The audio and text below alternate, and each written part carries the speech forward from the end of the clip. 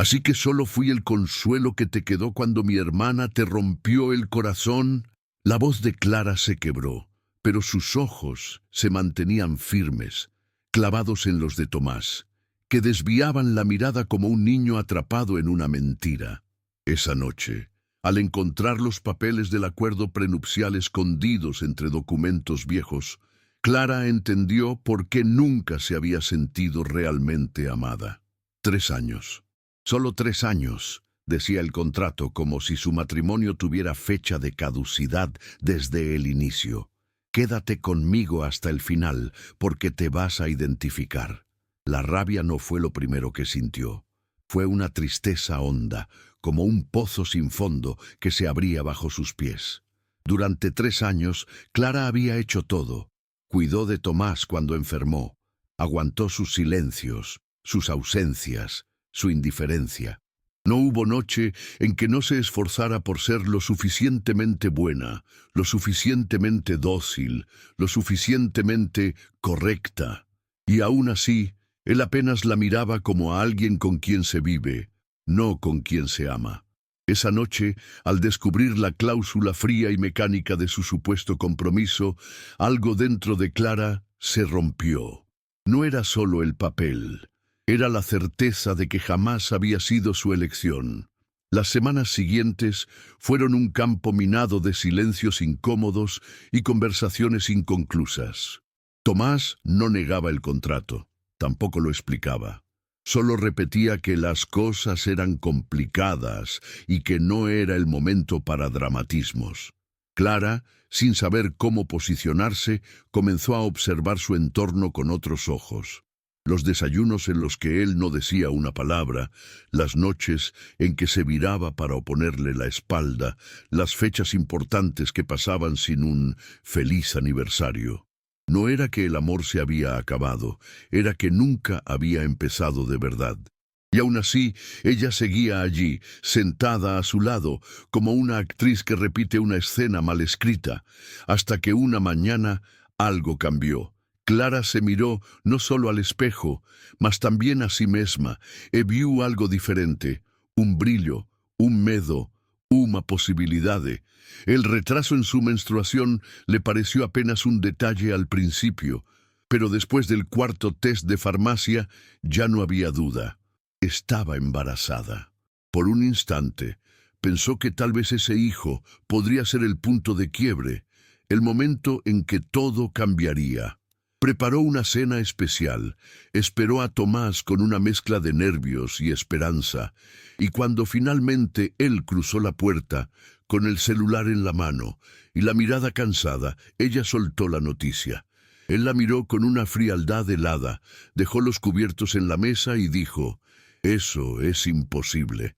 Me hice una vasectomía hace 2 años». El silencio posterior fue más cruel que sus palabras. Clara intentó explicar entre lágrimas que nunca había estado con otro hombre, que esa criatura era suya, de ambos, pero Tomás no escuchaba. Caminaba por el comedor como un fiscal construyendo un caso, lanzando preguntas como si ella estuviera en el banquillo. «¿Estás segura? ¿Me juras que no fue otro? ¿Estás jugando conmigo, Clara?» Cada palabra era un puñal. Y entonces, como si no fuera suficiente, lanzó la más dolorosa. «Quizás deberías pensar en interrumpir ese embarazo». Fue ahí donde algo dentro de ella se apagó. No gritó, no lloró. Solo se levantó y, en silencio, recogió los pratos da mesa en cuanto a vergüenza ardía en su pele como ácido. Las noches siguientes fueron un tormento. Clara no dormía. Miraba el techo, abrazando su vientre aún imperceptible, preguntándose cómo había llegado a ese punto. Intentó buscar apoyo en su madre, pero ella solo suspiró y dijo que a veces los hombres se asustan y que él solo necesitaba tiempo. Tiempo. Siempre tiempo para él, nunca para ella. Con cada día que pasaba, la convicción crecía en su interior. No iba a rogar, no iba a pedir que se quedara. Si él dudaba de su palabra, de su cuerpo, de su amor, entonces no merecía compartir nada de eso. Fue así que, Una mañana gris, con los ojos hinchados pero la voz firme, Clara le dijo a Tomás que no firmaría ningún divorcio, pero tampoco seguiría a su lado. Era su forma de romper las cadenas sin ofrecerle la libertad fácil que tanto ansiaba. Clara hizo las maletas con calma, como quien recoge los restos de una vida que ya no le pertenece. No hubo gritos ni escándalos, apenas una despedida muda en el umbral de la puerta. Tomás, sorprendido, solo murmuró un «No entiendo por qué te vas», como si su desconexión emocional fuera una justificación válida. Ella no respondió. Tomó su bolso, cerró la puerta y se prometió a sí misma que no volvería a caminar descalza por los vidrios rotos que él había dejado esparcidos en su camino. Con algo de dinero ahorrado y un embarazo que crecía en silencio, se mudó a una ciudad más pequeña, donde nadie la conocía y nadie podía juzgarla. Cada noche, sola en el departamento alquilado, se abrazaba al miedo y a la esperanza como únicas compañías. El embarazo no fue fácil. Clara tuvo náuseas constantes, fatiga y, sobre todo, una tristeza honda que a veces amenazaba con arrastrarla. Pero no se dejó vencer. Consiguió trabajo como recepcionista en una clínica y con el tiempo empezó a encontrar un ritmo. Había días en los que lloraba al llegar a casa, agotada, con los pies hinchados y el alma desbordada, pero cada eco del latido del bebé en las ecografías le devolvía la fuerza. Fue en uno de esos días rutinarios, mientras organizaba papeles en la recepción, que conoció a Ricardo. Él no llegó con flores ni promesas, sino con una sonrisa sincera y una historia parecida. También había sido herido, también estaba reconstruyendo su vida. No fue amor a primera vista, pero sí una conexión tranquila, como un refugio donde por fin podía bajar la guardia. Ricardo no hizo preguntas impertinentes, nunca le pidió explicaciones sobre su pasado ni quiso saber más de lo que ella estaba dispuesta a contar. Solo estaba ahí, constante, presente, preguntando cada tanto si necesitaba algo o si quería compañía para ir al médico. Cuando Clara entró en trabajo de parto, fue él quien la llevó al hospital. No era el padre biológico, pero se comportó como tal desde el primer segundo. Sostuvo su mano durante las contracciones, secó su frente y lloró cuando escuchó el primer llanto del bebé. A partir de ese momento, Clara no necesitó buscar más razones para dejar el pasado atrás. Ricardo no quería salvarla. Solo quería estar, y eso, para una mujer que había vivido siendo una segunda opción, significaba todo. El primer año de maternidad fue un torbellino, pero Clara ya no estaba sola. Ricardo compartía las noches en vela, los cólicos del bebé, las visitas al pediatra y los pequeños logros que solo los padres saben valorar. Cuando el niño, al que llamaron Martín, dijo «papá» por primera vez, Clara sintió una punzada extraña en el pecho. No era dolor, era una mezcla de agradecimiento y duelo. Agradecimiento por tener a alguien como Ricardo a su lado. Duelo por el padre, que no quiso serlo, pero decidió quedarse con lo primero. Martín creció rodeado de amor, risas y respeto. Y Clara, por primera vez en mucho tiempo, también. Volvió a estudiar, encontró un trabajo mejor y, lentamente, fue reconstruyendo no solo su vida, sino su autoestima. El tiempo pasó más rápido de lo que Clara esperaba. 4 años después de haber cerrado esa puerta con un portazo silencioso, se encontraba en un evento benéfico, organizado por la empresa donde trabajaba como coordinadora. Vestía un vestido rojo sencillo pero elegante, y su sonrisa era distinta. No era una máscara, era genuina. Martín corría por el jardín con otros niños, mientras Ricardo conversaba con algunos colegas a pocos metros. Todo parecía en paz, hasta que sintió una mirada fija sobre ella. Se giró y ahí estaba, Tomás, parado junto a una copa de vino, con el rostro pálido, congelado. Él no esperaba verla, y mucho menos ver lo que vio. La imagen de su exesposa riendo, plena, acompañada de un hombre que claramente la amaba, lo descolocó. Tomás no tardó en acercarse.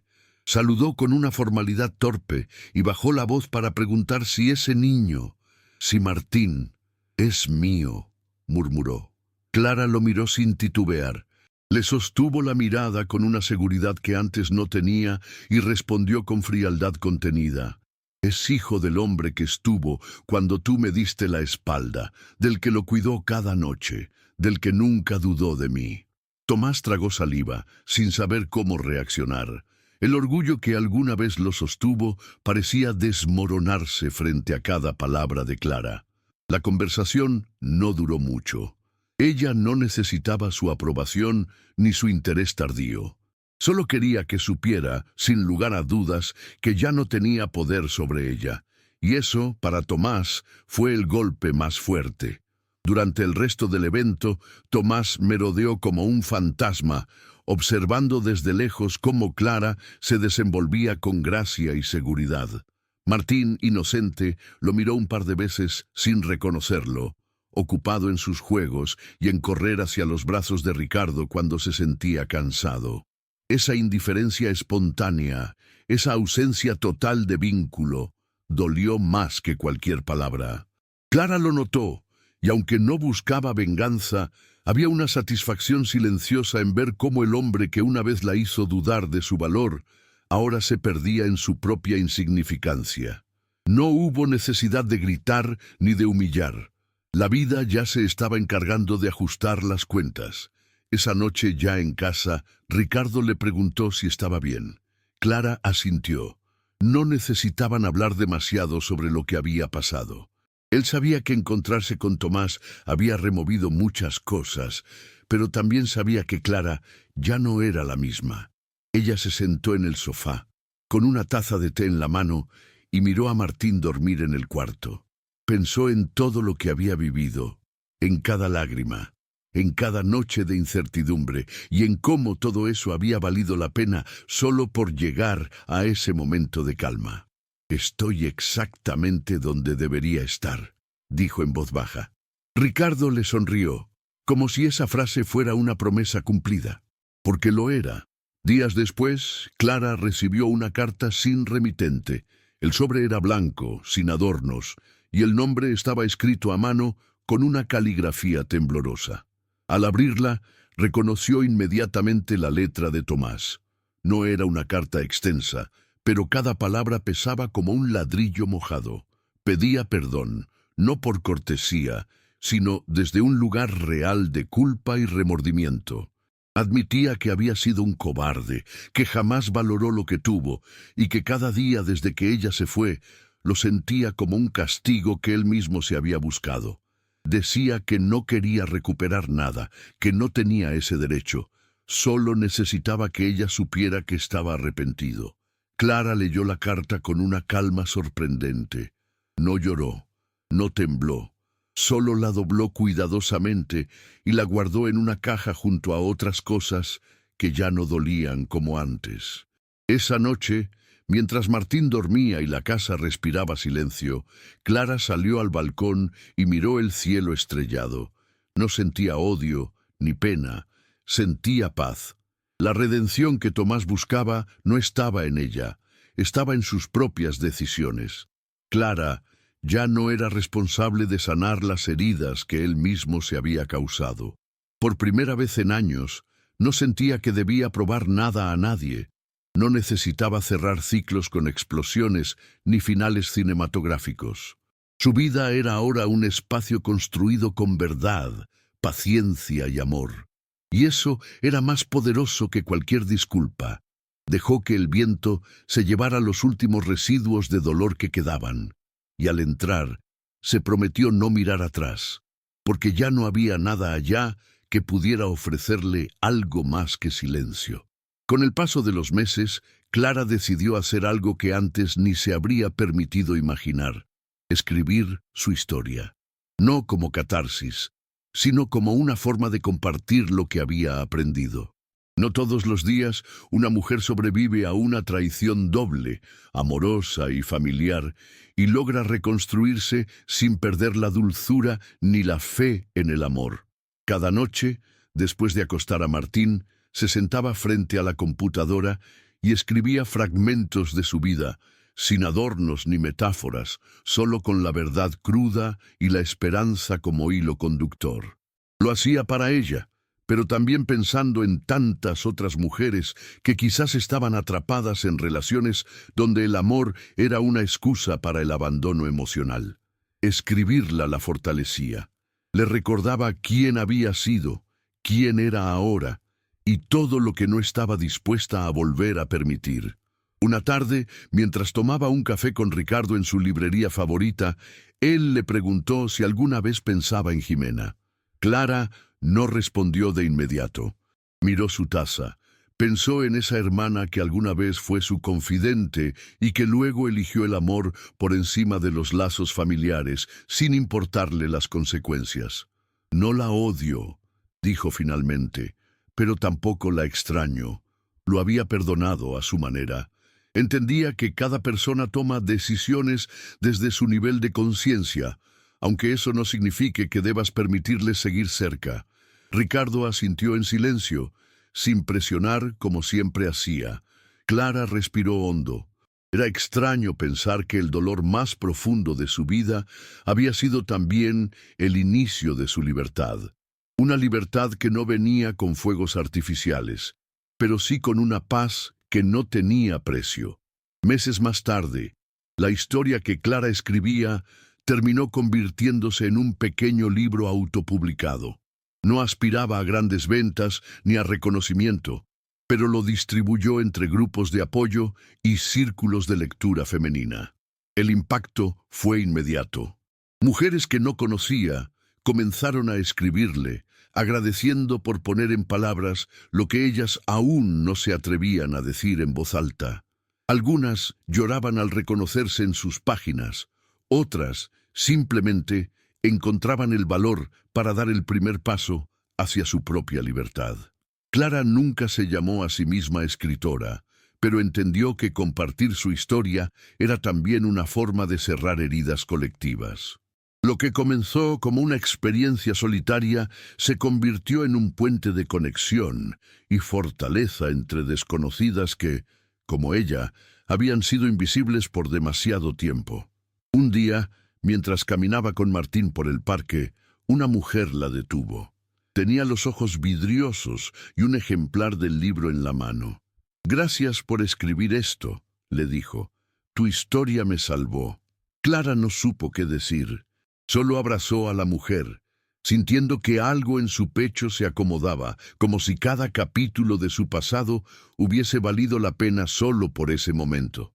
Martín, curioso, le preguntó por qué la señora estaba llorando, y Clara le contestó con una sonrisa tranquila, porque a veces contar la verdad ayuda a otros a encontrar la suya. Esa tarde, mientras el sol se escondía detrás de los árboles, Clara supo que no solo había renacido, había sembrado algo en el mundo. Algo pequeño, sí, pero profundamente real. Un sábado por la mañana, mientras ordenaba unas cajas en el altillo del apartamento, Clara encontró algo que no esperaba: el vestido de novia que usó con Tomás. Lo había guardado en una bolsa al fondo de una maleta, olvidado entre mudanzas y años de distancia emocional. Al abrirla, el olor a encierro y recuerdos la envolvió como una bofetada. Lo sacó con cuidado, lo extendió sobre la cama y lo observó en silencio. Ya no sentía dolor, pero tampoco nostalgia. Aquel vestido no representaba el amor que había soñado, sino el papel que aceptó interpretar en una historia que no era suya. Lo acarició por última vez, lo dobló lentamente y lo metió en una bolsa para donar. No le pertenecía más. Clara ya no era esa mujer que se casó por deber y resignación. Ahora se vestía de autenticidad todos los días, sin necesidad de encajes ni falsas promesas. Esa misma tarde fue con Ricardo y Martín a plantar un árbol en el pequeño jardín comunitario de su barrio. Era una actividad simbólica organizada por el grupo de lectura donde compartía su historia, pero para ella significaba mucho más. Mientras removía la tierra y sostenía el tallo con firmeza, Pensaba en cómo todo lo que había vivido, la humillación, el abandono, el dolor físico y emocional, la habían llevado exactamente a ese momento, con las manos sucias de tierra, su hijo corriendo a su alrededor, y el hombre que la acompañaba con respeto a su lado. No era un final feliz de película, era la vida real. Y en esa vida, la felicidad no llegaba envuelta en perfección, sino en momentos sencillos donde uno puede respirar profundo y decir, estoy bien. Plantar ese árbol fue como plantar una nueva raíz dentro de sí, una que nadie más podría arrancar. Con el paso del tiempo, Tomás intentó comunicarse de nuevo, no directamente, sino a través de conocidos en común que insistían en que él estaba distinto, más humano, arrepentido de verdad. Clara los escuchaba sin interrumpir, sin negarles su derecho a creerlo, pero sin sentir necesidad de comprobarlo. No había odio en su pecho, pero tampoco cabía el interés. Había aprendido que el perdón no implica abrir la puerta otra vez, sino cerrarla con paz. Un día, incluso recibió un correo de Jimena. Era breve, casi incómodo, donde pedía disculpas por haberla traicionado y decía que ojalá algún día pudieran hablar. Clara lo leyó una sola vez, lo dejó sin responder y no sintió culpa. No era venganza, era respeto por su propio proceso. Ella ya no vivía en función del pasado, y reencontrarse con él solo significaría detener la vida que tanto le había costado construir. Martín crecía feliz, sin saber cuánto dolor antecedió su llegada al mundo. Clara le hablaba de la verdad, en dosis pequeñas, adaptadas a su edad. Le enseñaba a no tener miedo a sentir, a llorar si era necesario, a decir cuando algo dolía. Ricardo, sin buscar protagonismo, se convirtió en su figura más sólida. Nunca quiso ocupar un lugar que no le correspondía, pero Martín lo eligió por sí solo, día tras día. Clara los miraba juntos y sentía que su historia no era solo de redención, sino de siembra. Cada gesto que antes fue ignorado por Tomás ahora florecía en los abrazos espontáneos de su hijo, en las preguntas inocentes, en los «te quiero» sin motivo. Clara no solo había sobrevivido, había transformado cada herida en lección y cada ausencia en espacio para algo mejor. Un día, durante una entrevista en una emisora local, donde la invitaron para hablar sobre su libro, la conductora le preguntó qué consejo le daría a una mujer que está en medio de una relación donde siente que no es vista. Clara se quedó en silencio unos segundos. No buscaba frases hechas ni inspiración barata. Luego miró a la cámara y dijo, con una serenidad que solo nace de haber sanado: no esperes a que alguien más te reconozca para validar tu valor. A veces, lo más valiente que puedes hacer es irte antes de que te terminen de borrar.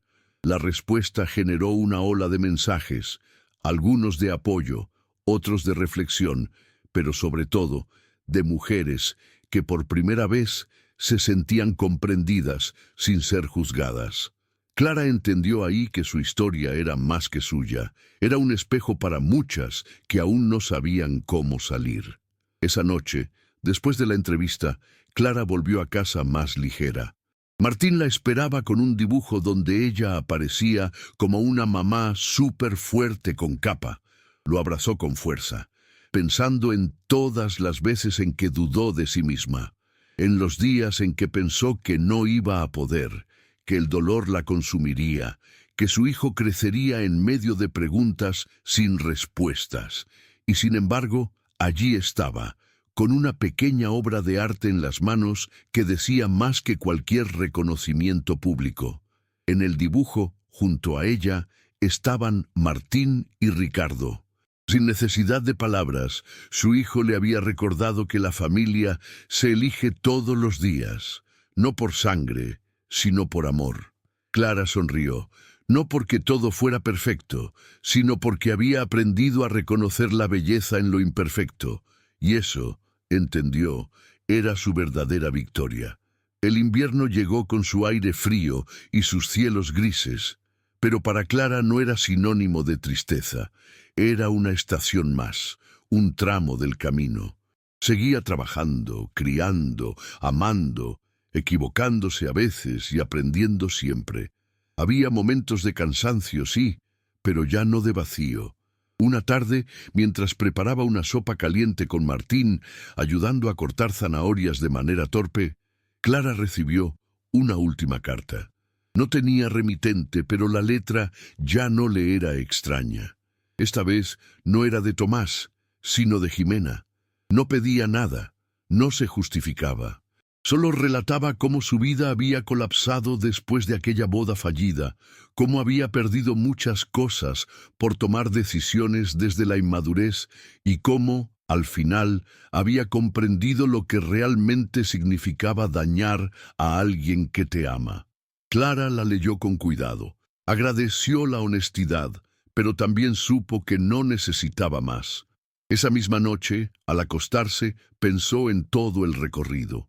No le quedaban preguntas, ni deseos de volver atrás. Había aprendido a vivir con lo que fue, sin que eso le impidiera disfrutar lo que es. Martín dormía profundamente en su cuarto, y Ricardo, como siempre, le ofrecía ese silencio cómodo que solo se tiene con alguien que realmente te conoce. Clara se miró en el espejo antes de dormir.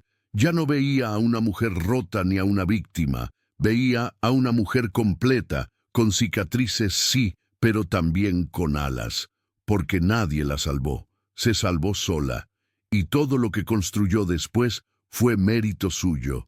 No necesitó grandes gestos ni discursos emocionales, solo pasos firmes, día tras día, y esa constancia, entendió, era su verdadera redención. Un domingo, durante una caminata familiar, Martín encontró una piedra plana y le pidió a Clara que escribiera algo sobre ella. «Algo bonito, mamá, para ponerla en el jardín», dijo con esa inocencia que solo los niños tienen. Clara se agachó, pensó un momento y con un marcador escribió: «Aquí florece lo que nadie creyó posible». Era una frase sencilla, pero encerraba toda su historia, porque su jardín, el real y el simbólico, estaba hecho de renuncias, de valentía y de decisiones difíciles. No era fértil por azar, sino por el trabajo silencioso y constante de alguien que, aún rota, eligió reconstruirse desde la raíz. Martín colocó la piedra entre las flores con una sonrisa, y Clara supo que, sin grandes finales ni aplausos, había logrado lo más importante: un hogar que no dolía. Esa noche, mientras la casa dormía y el mundo parecía en pausa, Clara tomó su cuaderno y escribió su última entrada. «No necesito que me recuerden como la que sobrevivió, sino como la que eligió vivir con dignidad».